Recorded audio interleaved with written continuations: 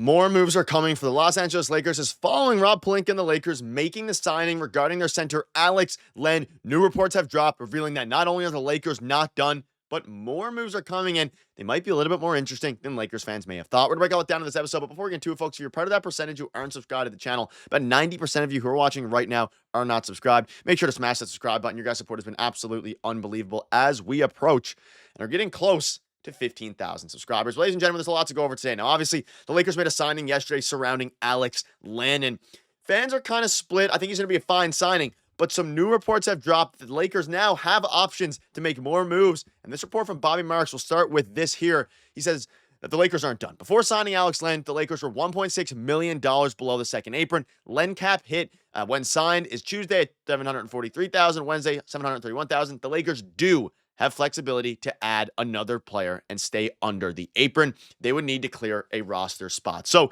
a bunch of things to go over here. Now, obviously, when the Lakers, of course, traded for Luka Doncic and then they made the trade for Mark Williams, a lot of fans and we all thought that the Lakers are going to be pursuing a guy like, a Josh Richardson type player who we're going to dive into later in this video.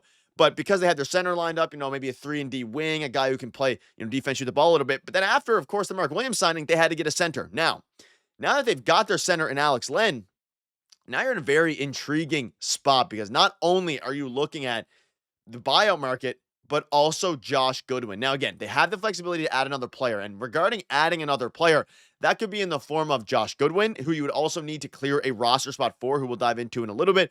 Or it could be in the form of the buyout market. Now, you can see this here, so we can sign Goodwin then too. It seems like most Lakers fans want the Lakers to, of course, go ahead and pull the trigger on, myself included, wanted to pull the trigger on Jordan Goodwin. I had a video on him yesterday. Everybody wants to pull the trigger on Goodwin for the simple fact of he has looked absolutely fantastic in a Lakers uniform thus far. He's played, he has NBA experience. He's played over 120 games, all these different things. See this here from Trevor Lane. Yes, if Len gets a veteran minimum, LA could waive another player and promote Goodwin, Koloko, or trade Jemison to a full NBA contract, making them eligible for the playoffs or sign another free agent. So now Rob Pelinka kind of has to make the decision because it seems like no matter what they do, they're going to have to waive one more player. You would assume it's Cam Reddish. Again, Evan Siddery came out yesterday right after the Alex Len signing and said that Cam Reddish was the one who, was waived. He was incorrect. It was ultimately Christian Wood. But now we're at the point where, yes, if Len gets a veteran minimum, which all signs point to him getting, they have room now for one more player to actually be eligible for the playoffs. And the big question mark now becomes, will their next move be in the form of converting Jordan Goodwin to a contract, or are they going to continue to peruse the buyout market as the All-Star break approaches and see if they can get a good deal, a good player becomes available in the buyout market? Because let's think back now.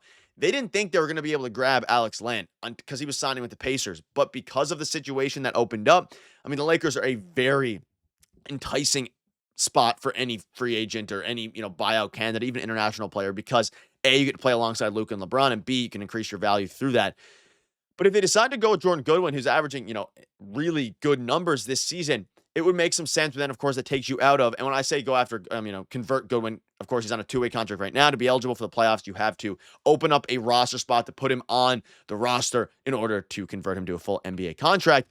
And it's very interesting now because, and let me know down below, do you want to see them go after a guy like Josh Richardson, which we'll dive into in a minute, or would you rather see them, in theory, waive Cam Reddish, convert Josh Goodwin or Jordan Goodwin to a, full contract here? You can see this here from Trevor Lane.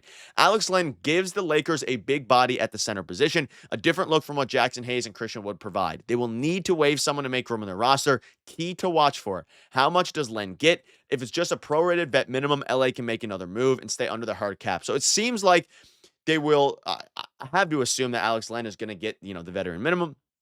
And then now the question becomes, what is the move they make? So let's dive into that a little bit. You see some, we're all Lakers fans and we all kind of I always love to root for, the two-way guys, the guys who haven't really been given a real shot. Jordan Goodwin looked electric, both defensively. We heard things from coaches that he put a lot of effort in losing weight in order to get quicker defensively. It's shown his pull-up midi game. It's shown shot creativity, being able to actually create off the dribble. It was all great, especially in the game against the Jazz. And of course, they played the Jazz once again tonight. So it's going to be interesting to see how they actually do in tonight's game, specifically Josh Goodwin. There's some people saying cut Shake Milton and convert Jordan Goodwin. Like I mentioned in yesterday's video, I think there's a good chance that they actually keep Shake Milton because of his non-guaranteed contract that makes things easier to salary match when the offseason comes after this year. And then, of course, you're looking at your next center trade using the assets that you kept in Dalton, Knecht, your 2031 unprotected first, the 2030 pick swap from the Mark Williams trade, right? So I think Shake Milton is probably going to be kept just for that reason. However, Cam Reddish, I think he is most likely going to be cut. Now, see this here from Anthony Irwin. Jordan Goodwin has been incredible. It's from Dan Wokey. Jordan Goodwin has been incredible these past 2 games. Tons of intensity. Talking to people in the org, he's worked incredibly to shed weight, like I discussed. Anthony Irwin goes on to say, a lot hangs in the balance with the league looking into the rescinded trade, but I've been told the Lakers are getting ready to convert Koloko at some point. Goodwin has made a pretty solid case to be converted as well. Lots of moving parts. This was before they made the Alex Len signing official. So now maybe they start to think, okay, maybe do we not go ahead and convert Christian Koloko because you now have several centers, Trey Jemison, Alex Len, Jackson Hayes, of course. There's just so many moving parts here. Like the Lakers are going to make a move, whether it be converting Jordan Goodwin, getting somebody else in the buyout market. And as you start to think about the buyout market, this was made before, of course, they got their center, but there's a lot of available options surrounding, guards and things like that. There's Lonnie Walker, who I made a video on, Javonte Green, who's a potential buyout, Josh Richardson is available, and Larry Nance Jr. I don't think at this point they go with Larry Nance Jr. because they already went with their big man in Alex Len, albeit a very different player than Nance Jr. You can start to look at Javonte Green a little bit, who, again, at this point in time, as the time of recording, is a potential buyout, isn't quite there yet. He's a shooting guard / small forward. Of course, if you're unfamiliar with Javonte Green's game, like in theory, he's a 3-and-D type player, has shot 35% or above from 3 in 4 straight years, currently on a 1-year, $2.1 million contract. The Pelicans will probably waive him, and they might be waiting out. The Lakers might be waiting out on players like Javonte Green in order to see if they can get a better, more veteran guy than Jordan Goodwin. However, with Jordan Goodwin, the thing is, he's been so good. There's actually some upside not only this year, but going forward, because he hasn't really been given a chance at the NBA level. Like, he's played 123 games, I believe it is now. Played a little bit with Memphis. Like, he's been giving some opportunities with Phoenix. He played 40 games. I think he played 57 games total last season. Like, he's been giving some opportunities. When it comes to being in the rotation consistently, he's yet to see that. So maybe the Lakers hold out, see what happens with Javonte Green and things like that, and see ultimately if he becomes available, because he's a very good defender. As you start to look at Josh Richardson now, a lot of fans out there, myself included, are intrigued by, it's interesting now because, again, I have a bit of a bias towards Jordan Goodwin. I love to see guys get, chances, especially from the G League, and, being a Lakers fan, it's always nice to see these things. However, for Josh Richardson, he's had seasons where he's been very, very good. I mean, this season with Miami, he's only averaged 4 points a game in 8 games. He's currently, waived, so he's available.